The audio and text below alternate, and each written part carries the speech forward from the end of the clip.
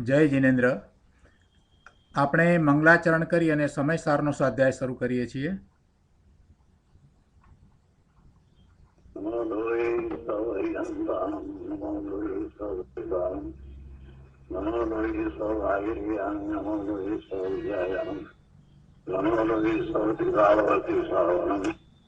ओंकार संयुक्त नित्यम ध्यायन्ते योगिनः कामदमोक्षणोऽसि ओंकाराय नमो नमः। मंगलम भगवान मंगलम कुतुमोनि मंगलम कुरुकुंडारियो विजेन्द्रमोसुमंगलम नमः समय स्थानाय स्वानं बुद्ध्याचकास्ते जित्सवाय भवाय सुराय कृपाव निरंजनाकार।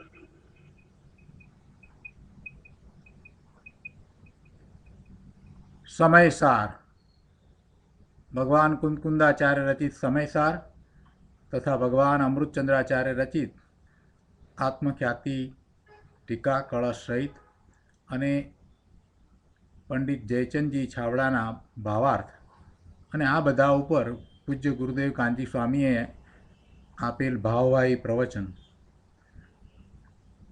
આનો આધાર લઈ અને આપણે સમયસારનો સ્વાધ્યાય કરી રહ્યા છીએ. દ્રવ્યાનુયોગનો સર્વશ્રેષ્ઠ ગ્રંથ અને એવી જ અદ્ભુત ટીકા ભરત ક્ષેત્રને વિશે આ સર્વોત્તમ ટીકા છે.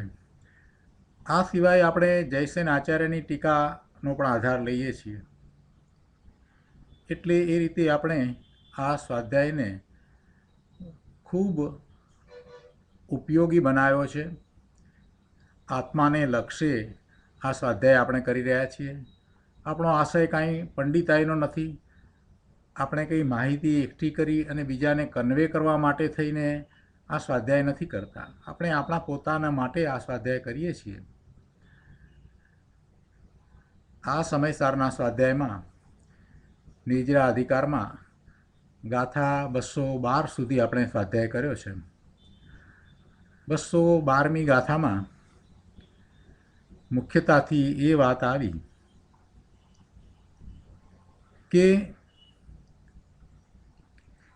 જ્ઞાનીને આહારની ઈચ્છા નથી, એટલે આહારનો પરિગ્રહ પણ નથી, અને ઈચ્છા નથી છતાં પણ આહાર કરે છે, તો એનું સમાધાન પણ દર્શાવ્યું.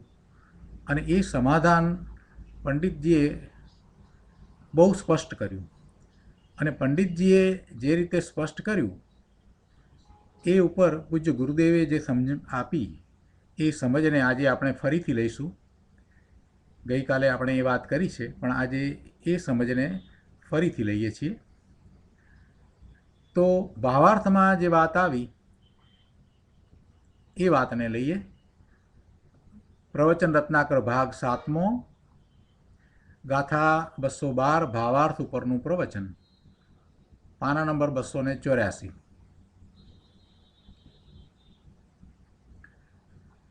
ગુરુદેવ કહે છે કે અહીં પ્રશ્ન થાય છે કે આહાર તો મુનિ પણ કરે છે, તેમને ઈચ્છા છે કે નહીં? ઈચ્છા વિના આહાર કેમ કરે? એમ કે ગૃહસ્થાશ્રમમાં રહેલા સંકિતી જ્ઞાની છે તે તો આહાર કરે છે, પરંતુ જેમણે ગૃહસ્થાશ્રમ છોડી દીધો છે અને તે તરફનો રાગ જેમને નથી તેવા મુનિ પણ આહાર તો કરે છે. નગ્ન દિગંબર દ્રવ્યલિંગ છે અને અંતરંગમાં એવું ભાવલિંગ છે, એવા મુનિ પણ આહાર તો કરે છે. આપ કહો છો તેમને આહારની ઈચ્છા નથી, તો ઈચ્છા વિના તેઓ આહાર કેમ કરે? અર્થાત ઈચ્છા વિના આહાર કેમ સમજવે? આવો પ્રશ્ન થયો છે. અને એવા પ્રશ્નના સમાધાનમાં કહે છે કે અસાતા વેદનીય કર્મના ઉદયથી જઠરાગ્નિ રૂપ ક્ષુધા ઉપજે છે. ક્ષુધા એટલે ભૂખ લાગે છે, અને ભૂખ લાગવી, જઠરાગ્નિ રૂપ ક્ષુધા ઉપજવી, ભૂખ લાગવી, એ શા માટે લાગે છે? એવી ક્ષુધા શા માટે થાય છે? તો કહે છે કે અસાતા વેદનીય કર્મના ઉદયથી. હવે અસાતા વેદનીય કર્મ છે એ કર્મમાં રહ્યું, એ કર્મમાં રહ્યું, અને અહીંયા ભૂખ તો જુદી જગ્યાએ લાગે છે, જુદી જગ્યાએ અનુભવાય છે.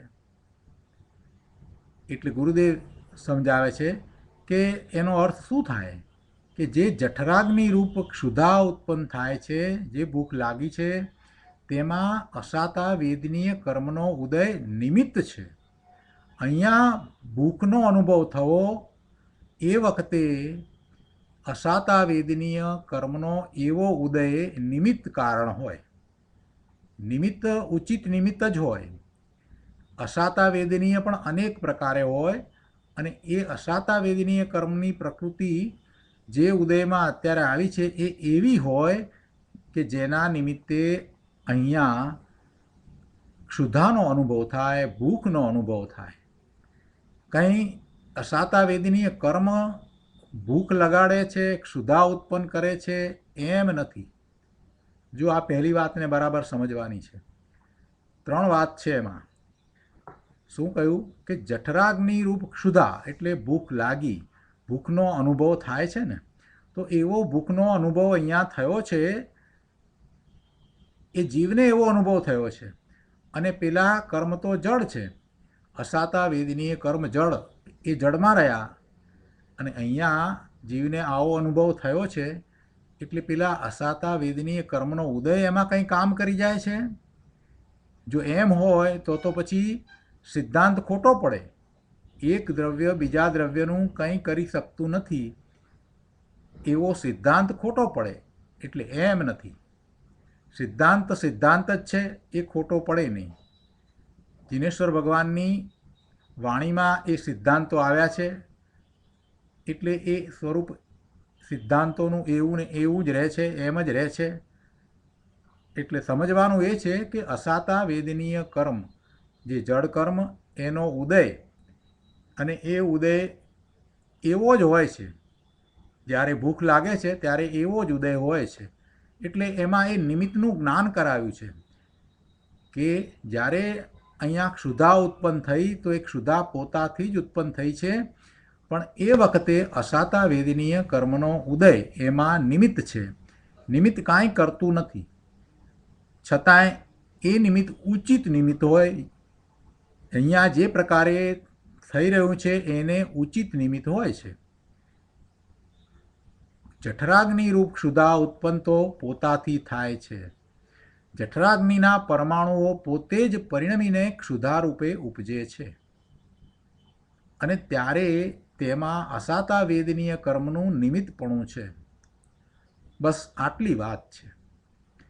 નિમિત્ત કાંઈ જઠરાગ્નિ રૂપ ક્ષુધાનો કરતા છે એમ નથી, પણ નિમિત્ત છે તો કહ્યું કે અસાતા વેદનીના ઉદયથી જઠરાગ્નિ રૂપ ક્ષુધા ઉપજે છે.